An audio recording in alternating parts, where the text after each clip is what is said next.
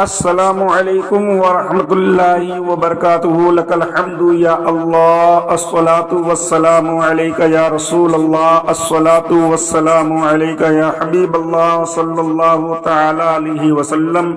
دوستو، میں محمد اسماعیل حسین نوری اور آپ دیکھ رہے ہیں ہمارا چینل شریعت مطہرہ کا حکم اور کیوں۔ بہت دن سے سوال و جواب کا سلسلہ بند تھا، لیکن چونکہ آج سوال آیا ہوا ہے اور وہ سوال یہ ہے کہ حالت نماز یعنی کہ حالت ناپاکی میں اگر کوئی نماز جنازہ پڑھنا چاہے تو کیا وہ نماز جنازہ پڑھ سکتا ہے، یا کوئی اگر میت کو مٹی دینا چاہے تو کیا مٹی دے سکتا ہے؟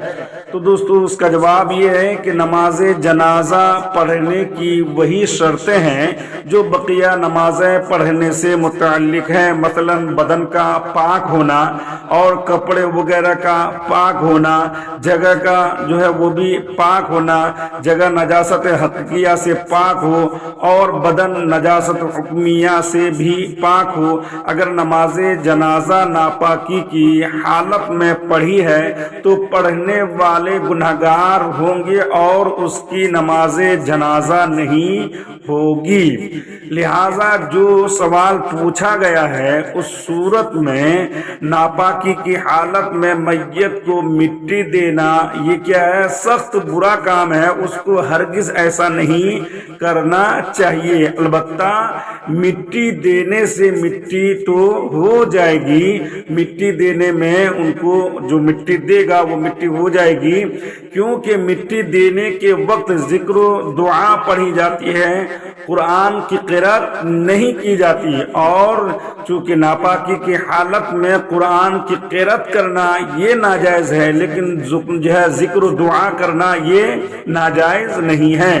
اور ناپاکی کی حالت میں ذکر و دعا کیا کر سکتے ہیں؟ پڑھ سکتے ہیں، جیسا کہ فتویٰ ہندیہ جلد نمبر 1 پیج نمبر 38 میں ذکر ہے کہ جنبی اور حائضہ کے لیے دعائیں پڑھنا اور آذان کا جواب دینا اور اس جیسی چیزیں یہ کرنا کیا ہے؟ جائز ہے۔ در مختار اور مع رد المختار میں ایسا ہی ذکر ہے کہ جنبی و حیض و نفاس والی عورت کے لیے قرآن مجید کو دیکھنے میں کوئی کراہت نہیں۔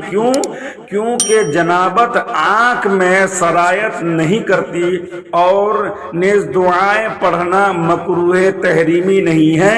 البتہ مطلق ذکر کے لیے وضو کر لینا مستحب ہے، اور بے وضو پڑھنا خلاف اولا اور مکروہ تنزیہی ہے، جیسا کہ در مختار اور رد المختار جلد نمبر 1 پیج نمبر جو ہے اتنا 488۔ اور شرح وقایہ میں بھی ایسا ہی ہے کہ جنبی ہو چاہے وہ حائضہ ہو، تمام قسم کی دعائیں اور ذکر و اذکار پڑھنے میں ان کو کوئی حرج نہیں ہے، جیسے کہ شرح وقایہ جلد نمبر 1 پیج نمبر 116۔ بہار شریعت صدر الشریعہ اپنی کتاب بہار شریعت میں بھی یہی لکھتے ہیں جلد نمبر 1 میں کہ قرآن مجید کے علاوہ اور تمام اذکار، کلمہ شریف، درود شریف وغیرہ پڑھنا بلا کراہت کیا ہے؟ جنبی کے لیے ناپاکی کی حالت میں یہ کیا ہے؟ جائز ہے۔ ناپاکی کی حالت میں کلمہ بھی پڑھ سکتے ہیں، درود بھی پڑھ سکتے ہیں، ذکر و اذکار بھی کر سکتے ہیں، اور اس کو کرنے میں کوئی حرج نہیں ہے بلکہ مستحب ہے۔ اور ان چیزوں کو وضو یا کلی کر کے پڑھنا یہ کیا ہے؟ بہتر ہے، اور ایسے ہی پڑھ لیا جب بھی کوئی حرج نہیں ہے، ان کے چھونے میں بھی حرج نہیں ہے۔ اب چھونے سے مراد آپ قرآن مجید کو مت لیجیے، بلکہ ذکر و اذکار کی کتاب اگر ہے، ذکر و اذکار، تو اس کو چھونے میں کوئی حرج نہیں ہے۔ جیسے دعا ہے تو اس دعا کو چھونے میں حرج نہیں ہے۔